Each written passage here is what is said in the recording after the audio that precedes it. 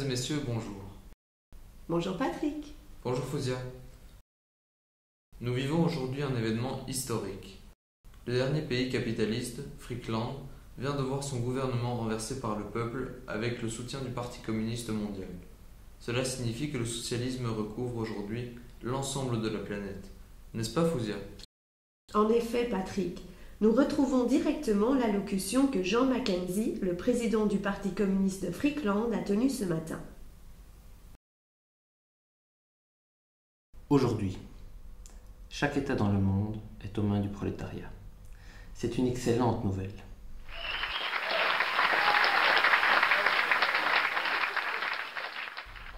Mais attention, cette prise de pouvoir ne fait pas disparaître le capitalisme pour autant. Nous allons mettre en place un gouvernement du peuple afin de transformer notre économie en économie socialiste.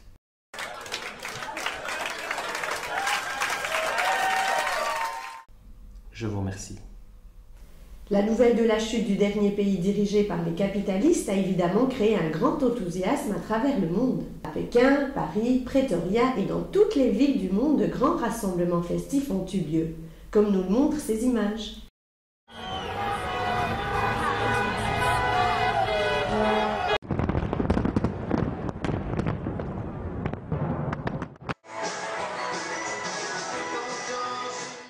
Fouzia, cette nouvelle est très bonne, mais certains de nos téléspectateurs se posent la question.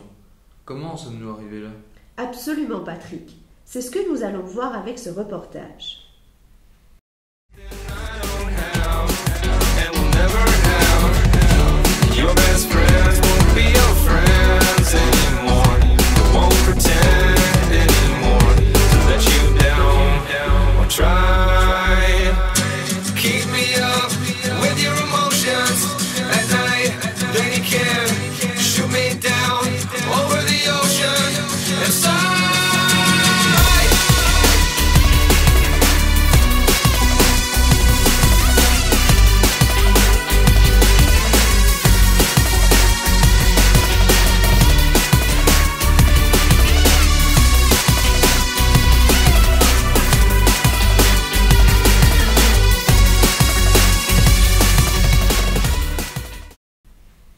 Je vous propose de retourner au début, vers les fondateurs de la théorie communiste.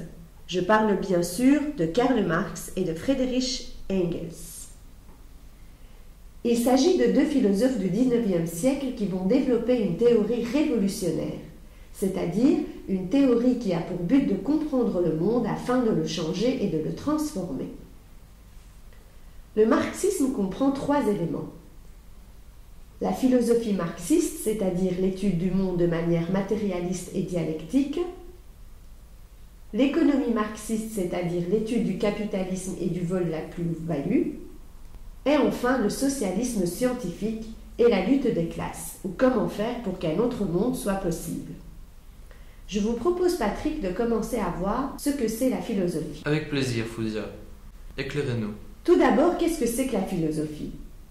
La philosophie, c'est l'étude générale du monde. Le philosophe tente de donner une réponse aux problèmes généraux. Voyons cela pratiquement. Par exemple, l'économiste étudie le commerce, le biologiste étudie la nature, et le sociologue étudie les relations humaines. Eh bien, le philosophe va s'interroger sur l'ensemble de tous ces phénomènes. La philosophie, c'est l'étude des problèmes généraux. Le philosophe marxiste est matérialiste et dialectique. Un philosophe matérialiste considère que la matière existe en premier et qu'il est possible de connaître le monde grâce à la méthode scientifique. Le philosophe non matérialiste ou idéaliste considère que l'esprit peut exister sans la matière. Comme Dieu, pour lui, Dieu existe et il influence le monde. Donc étudier le monde de manière scientifique n'est pas pertinent, puisqu'il y aura toujours des choses inexplicables, comme les miracles par exemple.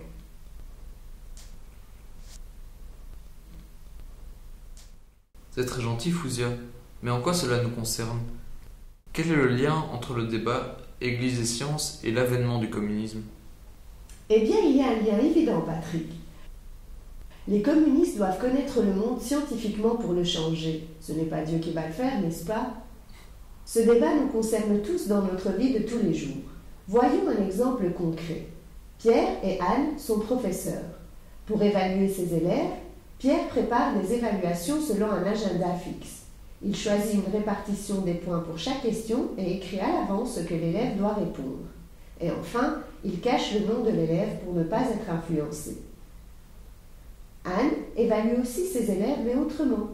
Elle fait des évaluations de temps en temps sans agenda fixe. Elle donne une cote globale à l'ensemble de l'évaluation. Elle n'écrit pas à l'avance les éléments attendus. Et enfin, elle ne cache pas le nom de l'élève quand elle corrige. Pierre a un comportement matérialiste, car il s'organise pour que ses sentiments et les impressions qu'il a de l'élève n'influencent pas sa cote. Anne, par contre, va mettre de plus mauvais points à un élève qui a un mauvais comportement, alors que dans le test, elle doit juger la connaissance. Anne a un comportement idéaliste. Je crois que je commence à comprendre. Voyons un autre exemple politique cette fois. Quand cet homme politique français, en parlant des réfugiés, dit ceci... Question que Claude Guéant dise « il faut arrêter les flux migratoires », je l'approuve, parce que les flux migratoires, en même temps, pèsent sur le pouvoir d'achat, parce qu'ils pèsent sur les salaires. Donc vous, le centriste, si vous avez bien entendu, approuvez aujourd'hui une logique qui est présentée comme étant plutôt de droite par rapport à l'immigration. J'approuve cela, parce que, pour reprendre cette vieille formule de Michel Rocard, la France ne peut pas accueillir toute la misère du monde. Il montre son côté idéaliste car il tire sa conclusion sur ses impressions et non pas en étudiant la réalité de manière scientifique. Un matérialiste, au contraire, va étudier les chiffres pour répondre à la question « Quel pays porte toute la misère du monde ?» Pour répondre à cette question, nous allons étudier le nombre de réfugiés par rapport à la richesse du pays en valeur relative. Vous allez faire le calcul maintenant ? Mais non, Patrick. J'ai trouvé les données sur Internet, les chiffres de 2010. Et pour bien comprendre, retenez que plus ce chiffre est élevé, plus l'effort économique que doit faire le pays pour s'occuper des réfugiés est important. Regardons les chiffres. La France a un ratio de 4,7. L'Allemagne a un ratio de 16,5. Elle assume déjà plus que la France, et c'est le pays d'Europe qui a le chiffre le plus élevé. Donc c'est l'Allemagne qui porte toute la misère du monde. Non. Voyons le top 3 mondial. On a le Kenya avec 247, la République démocratique du Congo 475 et enfin le Pakistan avec 710. Le Pakistan est le pays où le poids des réfugiés est le plus important dans son économie. Cela veut dire que le poids des réfugiés pour l'économie pakistanaise est 150 fois plus important que la France. Voici enfin une carte du monde qui représente le poids des réfugiés sur les économies de chaque pays. Plus c'est brun, plus le poids est important. Vous voyez la carte ?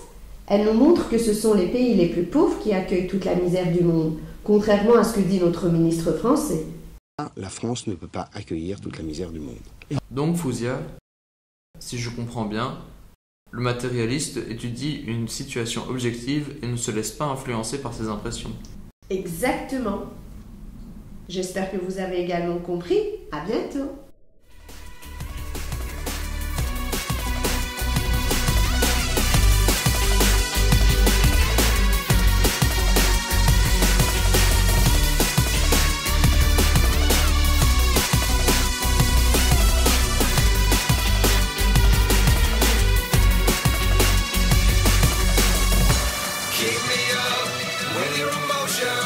At night, then you can shoot me down.